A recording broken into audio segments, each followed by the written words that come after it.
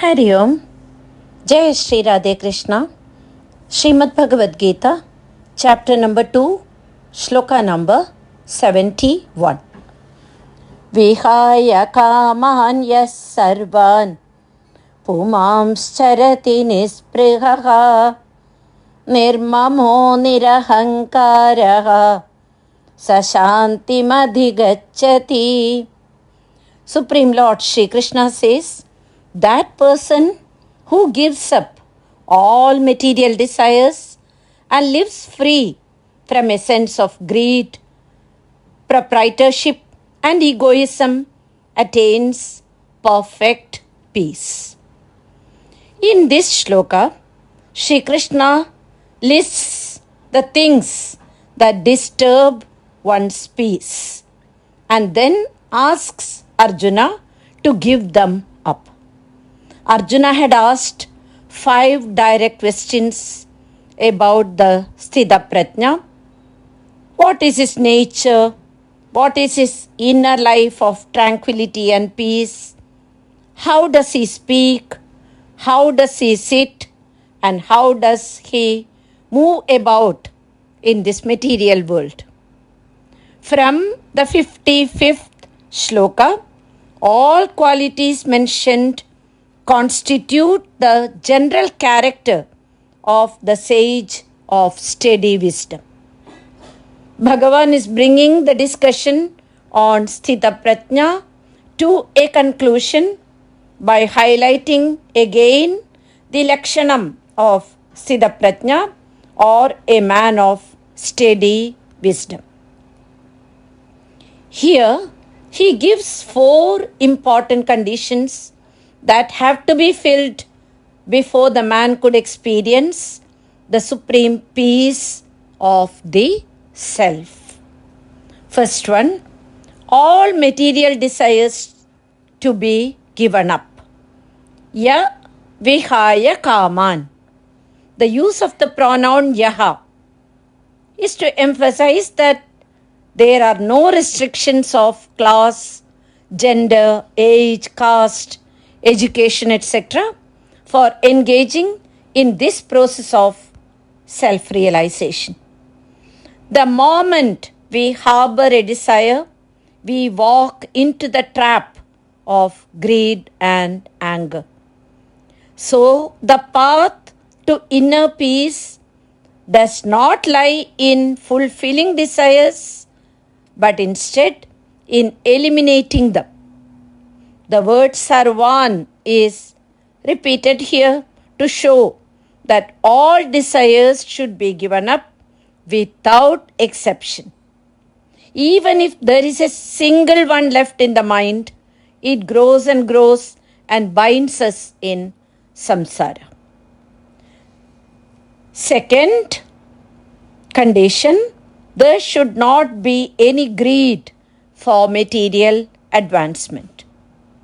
All the sufferings in the world are caused by our egocentric misconception and consequent eruption of endless wants. A person with no material desires certainly knows that everything here belongs to God.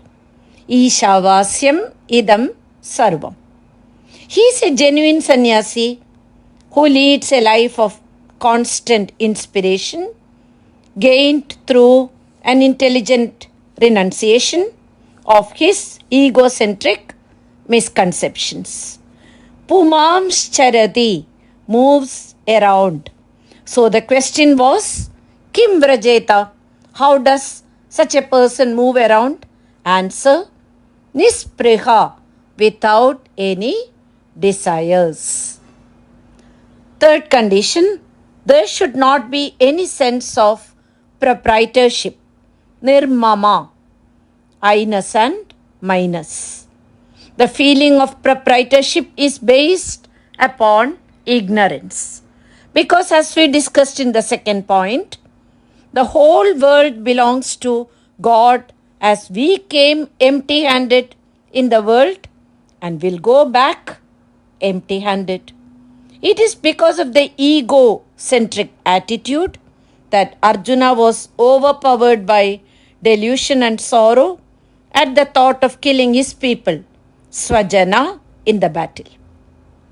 When one does not identify himself with the body, all other attachments arising from the body are removed completely. Knowledge of the real self clears away all doubts and perplexities. Fourth condition, the egocentric attitude should be dropped. Nirahankara. By definition, ego gives us the sense of our self-identity. It is the subtlest part of our subtle body, and through the ego, the living entity identifies himself. Who am I? The ego either answers, you are the enjoyer and controller, or it answers, you are the eternal servant of the Almighty God, Shri Krishna. The first answer shows our false ego, and the second answer is true ego.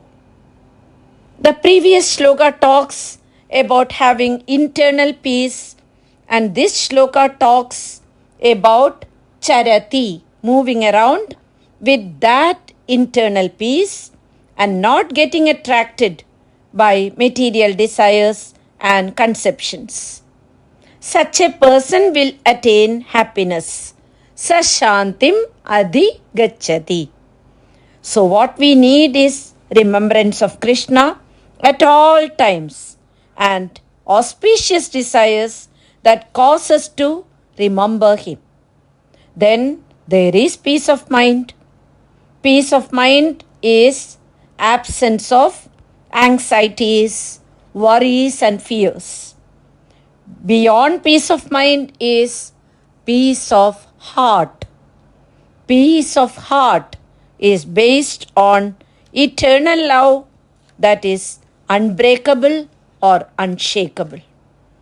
The Bhagavad Gita talks about the peace of heart, not just peace of mind, which will bring us supreme happiness. Hari Om. Jai Shri Radhe Krishna.